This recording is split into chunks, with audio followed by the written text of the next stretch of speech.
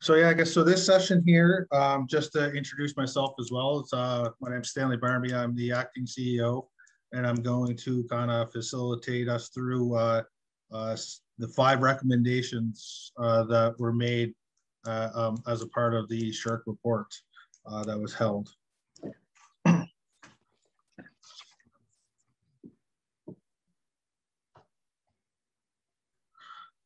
So as a result of JEDI's June 2019 plenary, Building Better Together, a report was created in partnership with the Social Sciences and Humanities Research Council, also known as SHRC, to better understand and identify obstacles, opportunities, and priorities to achieve developmental goals to improve economic and workforce development for the Indigenous people living in New Brunswick.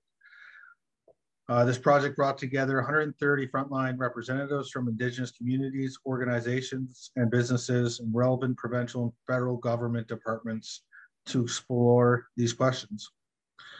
Overall, this initiative validated previous research on Indigenous economic development specifically, and Indigenous development more broadly. Participants identified the following at the most important factors.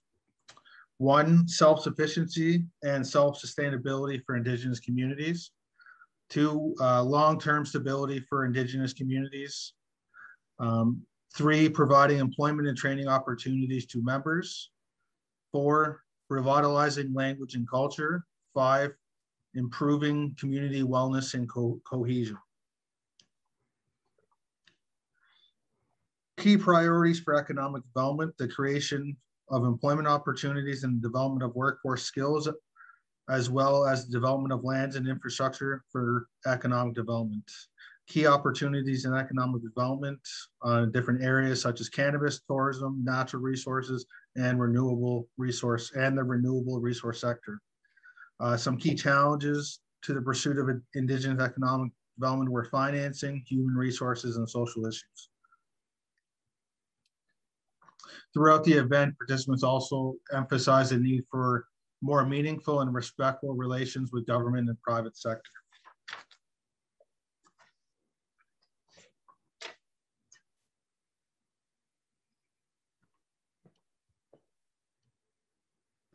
Recommendations. At the center of the research project was a desire to explore what Indigenous development means to Indigenous peoples living in New Brunswick, and attempting to identify obstacles, opportunities, and priorities to achieve these development goals.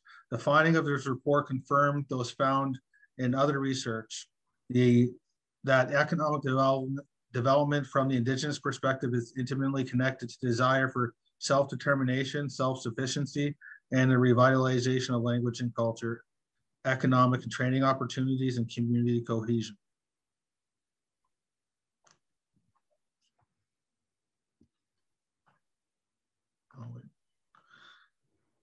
So we'll dive a bit more into the recommendation number 1.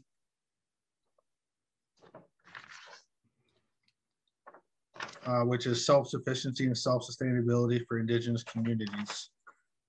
One recommendation is to continue to offer annual grants specifically for Indigenous communities and organizations. This and pre-existing research confirms that economic development from the Indigenous perspective is multifaceted, includes interrelated goals to improve socioeconomic outcomes, language and culture, self-sufficiency, and community cohesion. And while each Indigenous community faces unique obstacles, many have human resource and financial constraints. For this reason, it is recommended that SHRC continues to offer annual research grants specifically for Indigenous communities and organizations that will allow them to explore in line with their priorities and able to provide opportunities for their members while building capacity in research and project management. While connection grants may be appropriate for communities and small organizations, larger grants can be made available for those like Atlantic Policy Congress of First Nation chiefs who have more experience managing complex research projects. To support the creation of diverse research products relating to Indigenous economic development. Participants did not specifically highlight a great need for research or information. However, participants had considerable interest and discussion around the process through which First Nation communities acquire greater self-determination through land code development referendums, First Nations Land Management Act, and the First Nations Fiscal Management Act.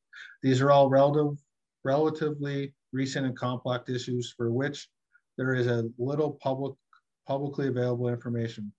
And another prominent issue identified by participants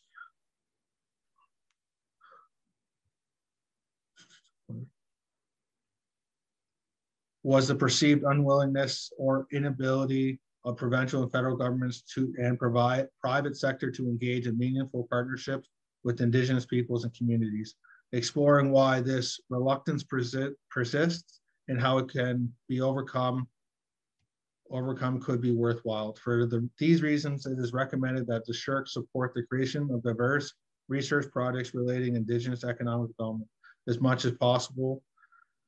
This information should be made available in various formats so that they're accessible to all levels of learners. 3, create or support a platform to share information and resources relating to Indigenous economic development. Relating to the last recommendation, the resources that exist concerning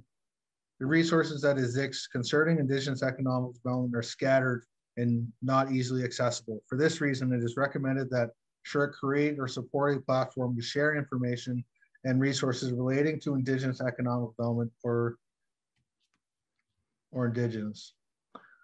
Possible examples of existing platforms include the Atlantic Aboriginal Economic Development Integrated Research Plan, ADERP, hosted by the Atlantic Policy Congress of First Nation Chiefs Secretariat, and the Indigenous Studies Portal research tool hosted by the University of Saskatchewan.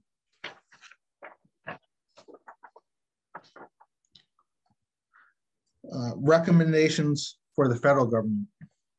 For increasing funding for economic development for First Nation communities and Indigenous organizations.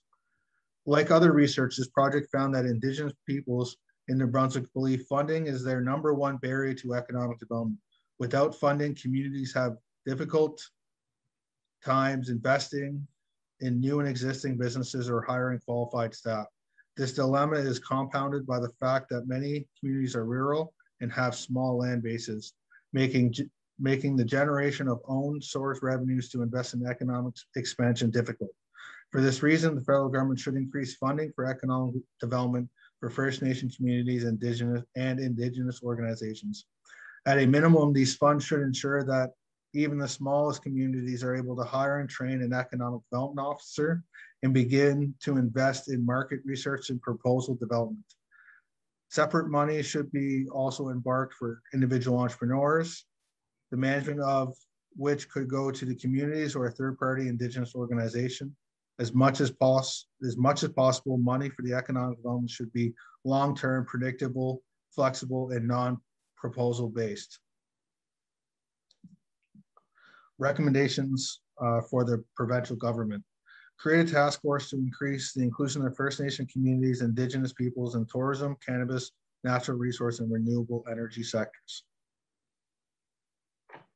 Participants highlighted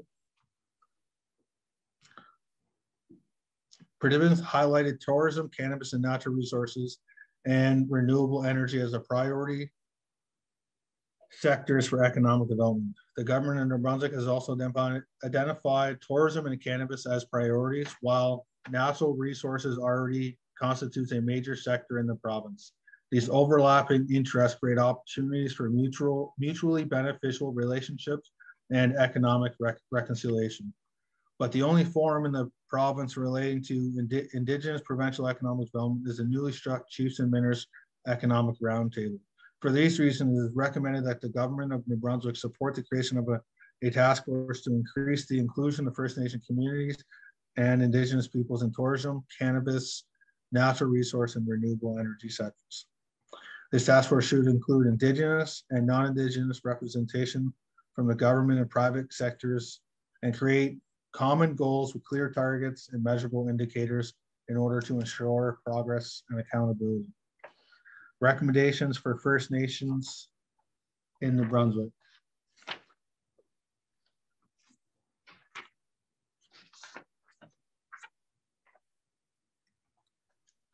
First Nation communities have identified the need and desire for increased self-determination, self-sufficiency, and economic development opportunities. Identifying appropriate human and financial resources will be vital to developing strategic goals and objectives to achieve these factors. First Nation communities may have various economic development opportunities such as hemp and cannabis, tourism, natural resources, land development, and other opportunities. Aligning these opportunities with a strategic plan will be important for successful economic development of First Nations in New Brunswick.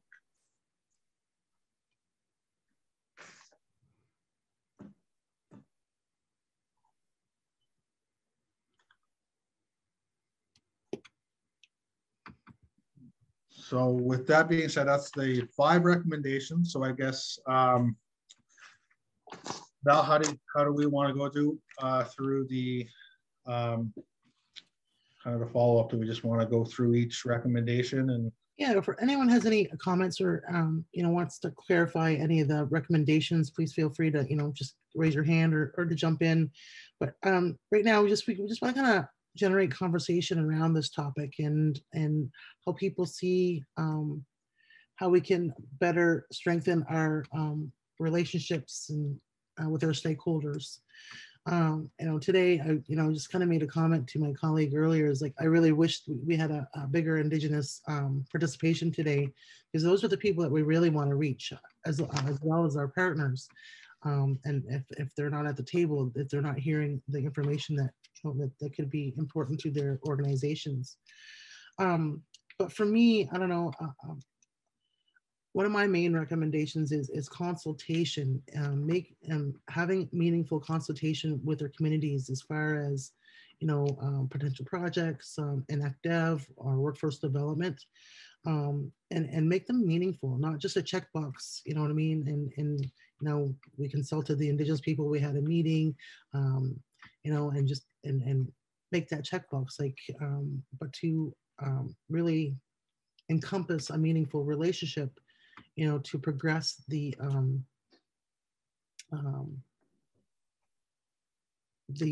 states of our communities. That would be one of my recommendations. And also,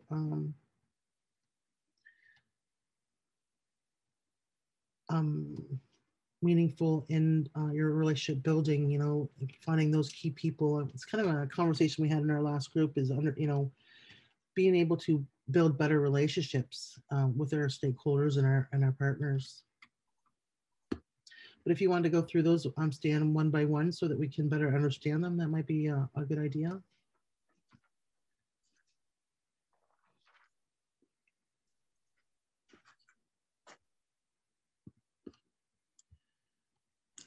I guess we can stop at start with number 1, self-sufficiency and self-sustainability for Indigenous communities. Does anyone have any questions or comment what that would mean for Indigenous communities?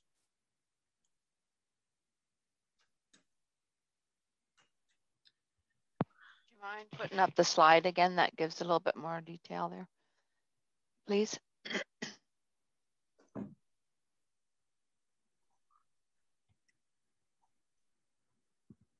Just trying to figure out how to share. So much fun.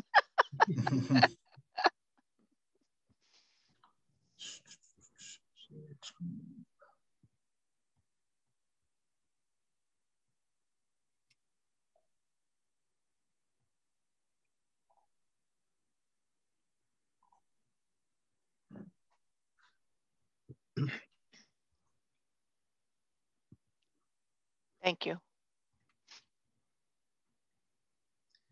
So I guess I jump in a little bit on this one. Is we've identified that Indigenous communities face many obstacles, and they have many human resource and financial constraints.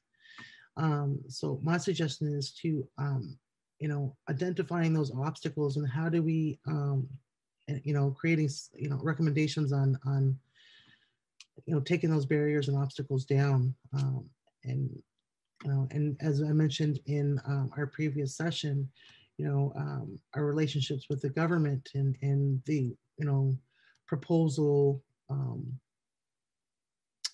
dynamic of funding, you know, I find, you know, that many of the criteria that is required with some of these funding agreements is very, you know, difficult sometimes to you know, get through. So maybe lessening the criteria a little bit on, you know, some of these funding agreements or proposals or access to funding might be one of the things that you know, we could. It's one of my recommendations, I guess I would say. Do they have any type of sessions, like almost a training session on how to complete proposals? Have they done anything like that in the past that might be helpful? I know us as an organization, JEDI, we do capacity building workshops, and we have done many around proposal writing and requests for proposals and what have you. So we do provide some of that training. Yeah.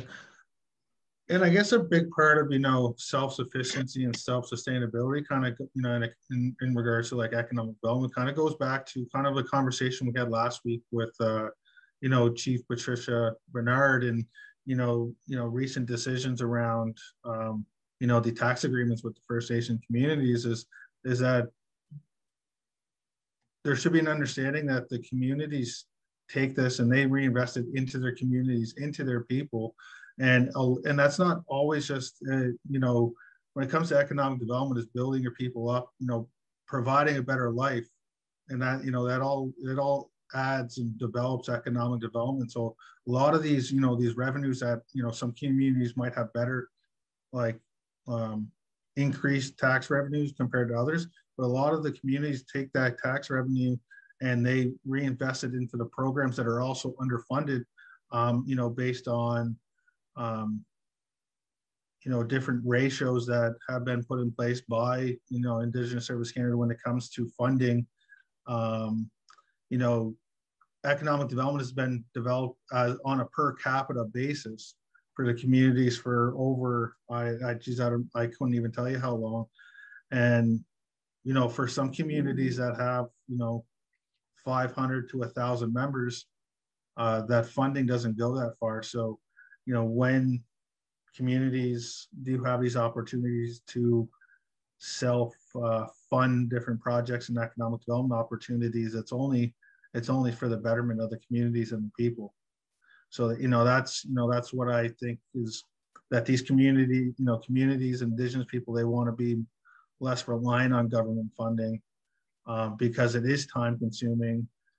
There is a lot of constraints to it, or can be. So it's just empowering the communities and the people to make their own decisions with their own, you know, opportunities.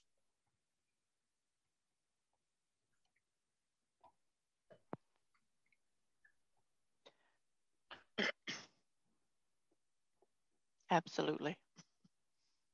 You know, when I read the recommendations and it starts off with, I'm in the detailed one for number 1, recommendation for social and humanities research.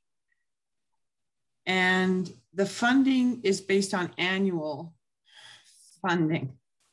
And it's almost like every year you have to reinvent the wheel, or you have to, like, what happens if you don't get the funding? And I think there's got to be a longer term approach to programs, whether it's grants like this, they talk about here about the connection grants, or whether it's like numbers 4 and 5, which deal with federal government and provincial government, looking at things annually, you know, and getting funded annually, writing proposals annually is a huge non-strategic way to look at investment. And, you know, that I mean, it's a hard thing to overcome, but one really good example I've seen of that is in Ontario. the Ministry of Transportation has basically laid down a rule that any work that's done on a reserve for infrastructure, highways, airports, I think hydro dams, I don't know what else falls in that, like Ministry of Natural Resources, the work has to go to an Indigenous owned business or organization first. And so even if some of those businesses don't exist, they will. You know, and you can put in training and education around that so that, you know, maybe a business doesn't exist today to build a highway in the area, but maybe if you put a plan in place, a longer term strategic looking plan, you can put in the education, the job opportunities, and then you've got companies then that are Indigenous owned, it could be band owned, that's going to actually physically do the work. And they are having some success with this, from what I understand. So to me, it's got to be around what programs are important to the province, what programs are important to the communities, and how can they put together programs that have a longer term view of, gee, you know, can we do that work now? And if not, what do we need to do to position ourselves to be able to do that work ongoing forever, whether it's maintaining the water supply or the highways or the airports. It can't be looked at annually. It's got to be looked at as an ongoing strategic initiative and investment. I think if we looked at things like that longer term, and how does the community sustain things, every community would have clean drinking water by now. You know, and how many communities don't have clean drinking water? And I think it's because it gets looked at as a very myopic view by the governments that, you know, we're going to give you $12 million and we'll put in a filtration system. Okay, but who's going to maintain it? How does that water then make it into the homes of people? It's just not long-term and broad enough in terms of how these things get approached. I know sometimes funding, getting a grant is a big deal, but if it isn't part of an overall strategy, then it could actually long-term fail. Yeah. No, I would have to agree with you there, Diane. Sometimes it's like, if it's not aligning at the right time in regards to, you know, what the plans are for the communities, it's like taking the, you know, I kind of use the analogy, it's like taking a square peg and trying to put it into a round hole. It's, you know, timing is essence. It's a, you know, it's, if you're not able to plan to do that work and then, you know, have that directly relate to the projects that you're working on, it just kind of, yeah, it just slows everything down. It doesn't allow for, you know, project management and planning and you know, lots of different factors. And I guess just in regards to, you know, a lot of the times when it comes to big research projects, such as like, you know, SHRC, and a lot of these programs prior to, you know, some recent changes, especially with the social sciences and humanities, is that it always had to be led by a university, or had to be led by, you know, like I think like someone that's going for their PhD. So, you know, that comes at a different lens. It comes with a different direction. It comes from, and it's where it's taking away from that lead of the community to research the needs that they feel is necessary. You know, I think we were one of many, you know, Indigenous-led organizations that had accessed this for the first time, and it was, you know, it was led by our organization. It was led, you know, led by the people that participated at our plenary and did the research. So I feel like that's really really makes a big change in how this information is portrayed. Mm-hmm. And I think a lot of the work too falls on the communities themselves. I know there's several communities in our province that are not, they support band-owned businesses, but not individual owned businesses. Mm-hmm. So I think that's where we'd need to do a lot of work as well. It's not just about the band making money, which is great. Own source revenue does fund a lot of underfunded programs, as Stan said. But we also need to, support our individual entrepreneurs, and keep our money in our communities, and help it grow that way as well. Yeah, you're right. Sometimes I hear that the entrepreneurs almost feel like they're competing against the band. Absolutely. And I've heard stories like, we'll support your business, but, you have to funnel your funding through us. So it's kind of a band and an individual partnership per se, you know what I mean? So it makes it difficult, absolutely, for entrepreneurs to, to thrive and to, get the support that they need.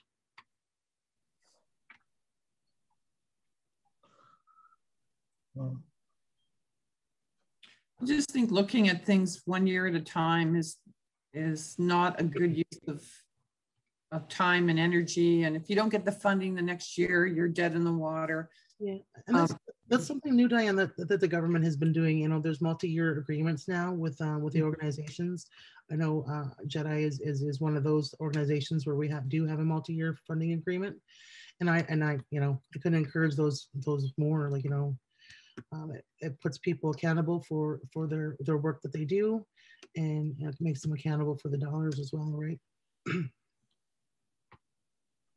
And 1 year is just not enough time to really, if you're working on a good project, you just want to get the ball rolling, and then bam, you're like, oh, I got to find, reapply for more funding to continue. So it's kind of, makes some of your time redundant, right? Yeah. Yeah, and I feel when it comes to economic development funding, it's sometimes there's a lot of proposals that are submitted, and they're kind of held there, with the funders, and then sometimes it comes to, let's say January, February, and then all of a sudden they're like, we have this money now, can you still do this project? And communities are only given a month to spend the money on a construction project, and that that timing doesn't work out. There's too many variables in that, and then that's why some projects don't become successful as well. It's it all comes down to the timing and planning, and the proposal based system can be it's definitely constraining for sure. Yeah, I really liked your comment as well, Diane, about hiring Indigenous businesses with large infrastructure projects. There's a lot happening here in the province. Communities are growing, and a lot of infrastructure and new home, housing complex,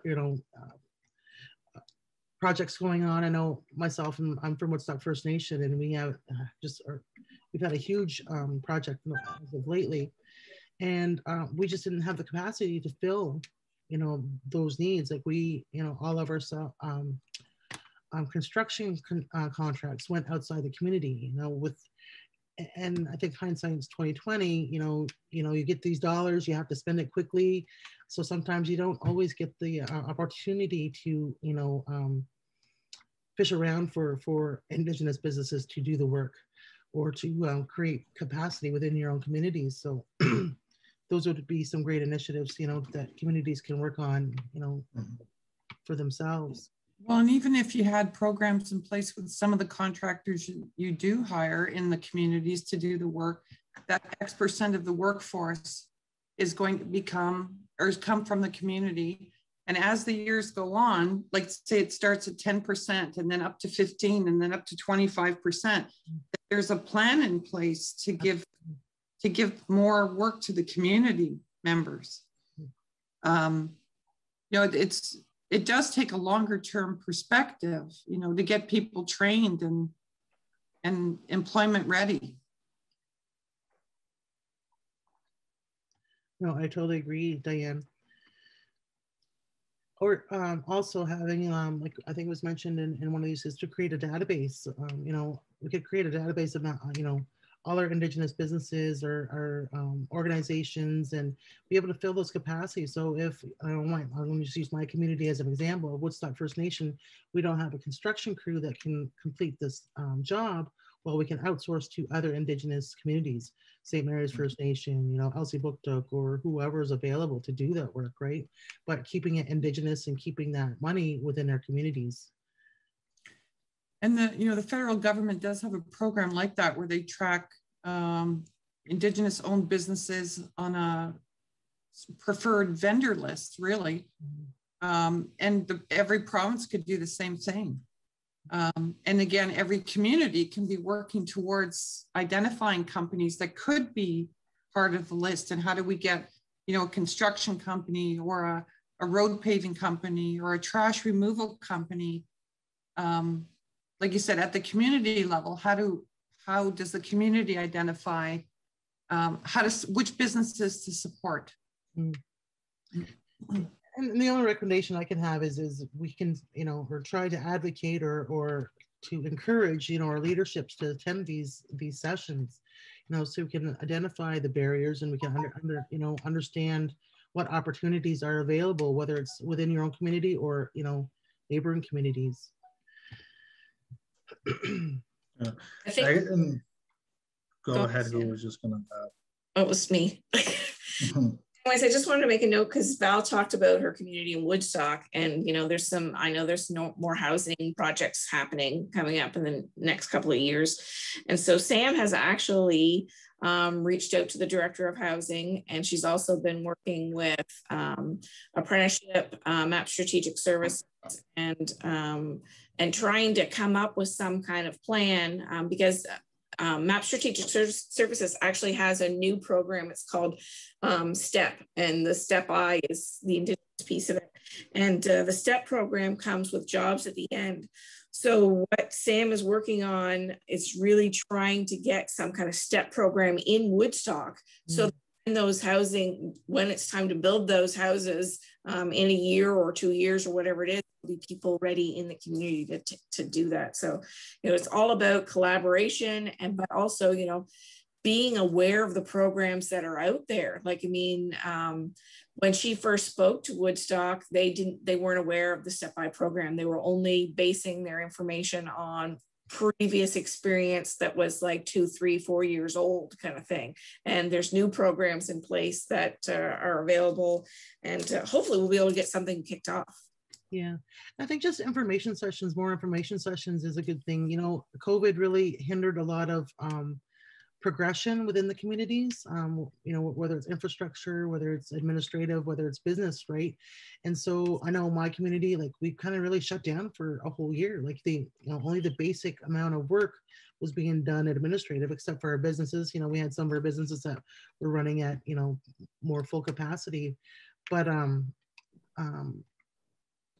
forget what my trainer was. Oh yeah, just to bring those leaders to our tables, to provide that information for their community members and the people that are, seeking opportunities for careers or jobs or businesses at that.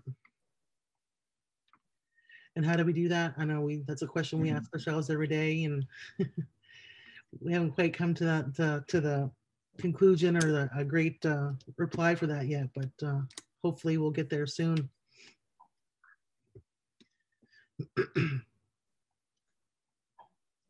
So we just have a notice. We have about 10 minutes left. I think we're about to 8 minutes left. So any more comments?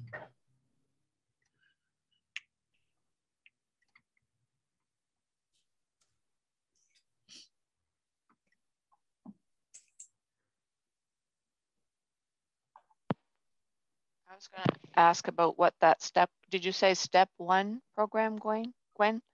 It's called Step I because Step I. Yeah.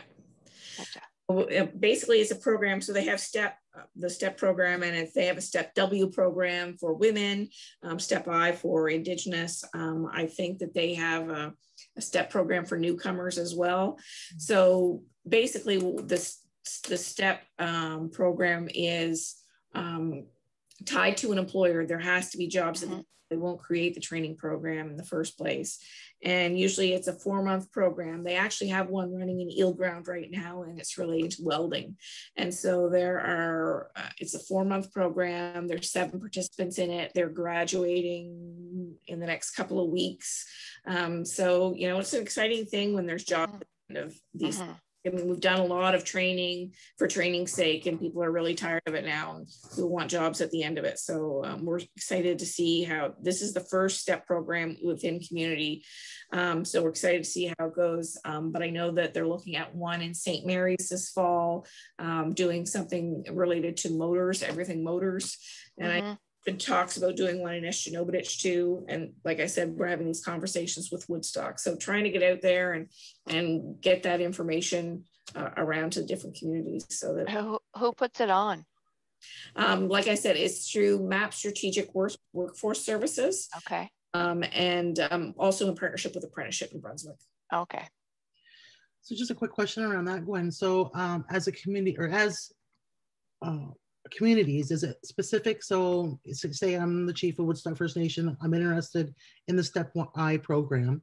Now, is it us that decides what sector or what, like, was it carpentry or welding or what? Because it's related to an employer at the end, like, I mean, with the housing project in Woodstock coming up, it's probably going to be carpentry based, right? So the conversations are happening right now with the director of housing and the ETO in the community. So it's probably going to be that based. But I think it's also the one that came from St. Mary's.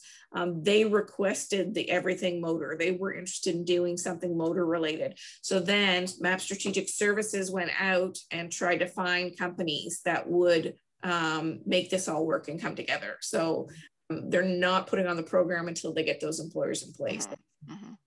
So it can come from both ways. They've also had employers approach them and say, hey, we're interested in doing a program, I don't know, St. John, Moncton, wherever, and you know, looking for some women carpenters or electricians or something. So gotcha. Great, thank you for that, Gwen.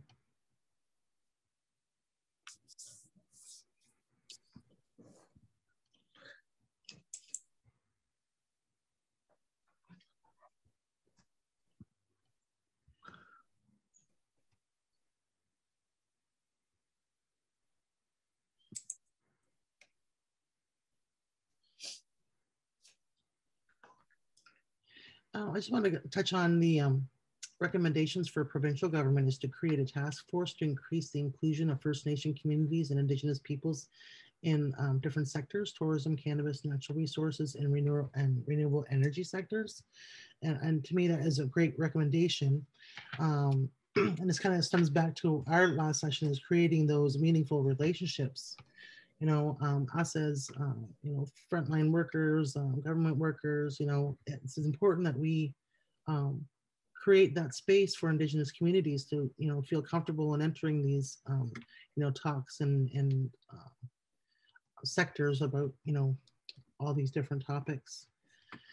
And it helps them pursue, you know, opportunities in these sectors. Yeah, I guess just one thing I'd add there too is, you know, we've been getting a lot of requests from a lot of construction management companies and some architectural, because there is a, you know, a large federal government project that's going to be happening in Moncton. That's ASEC is the acronym. It's like the Atlantic Science Environment Center or something like that. You know, and part of that project, there's called an Indigenous Benefits Plan, where there's a 5% spend on the total project that needs to include Indigenous businesses and or Indigenous peoples in the labor market. It's definitely something that would you know, would be nice to see when it comes to, you know, provincial government spending as well. Because, you know, at the end of the day, there's a lot of economic leakages between First Nation communities in New Brunswick to, you know, say the other New Brunswick communities that they're surrounded by. You know, there's a lot of coexistence between the two, and you know, I wish there could be more opportunities there.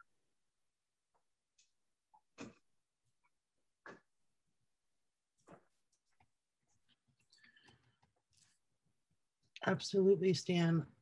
And with that being said, I think we're pretty close to our end time.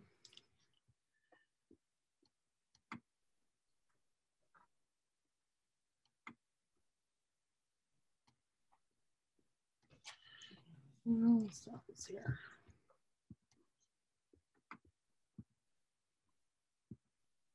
So tomorrow we will be talking about making a plan of action around this topic. So we'll be discussing this a little bit more in depth tomorrow, and you know, hashing out some concrete action plans that we can share with you know, our partners and stakeholders.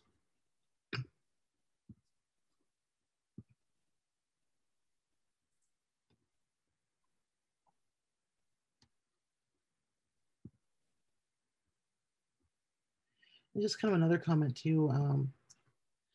Back on number 2, support the creation of diverse research projects or products. And you know, I know there's a lot of research done out there, but it's to make meaningful research, though, that, like, you know, Duncan said, you know, it just doesn't go on the shelf afterwards and collect stats, but we can actually, you know, utilize the information that's been gathered.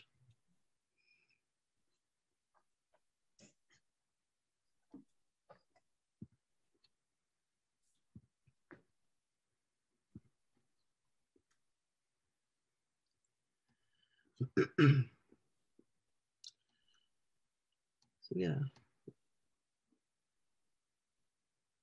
we have 2 minutes left. So if we have no more questions or comments, I think we can just leave our breakout room and join the main session.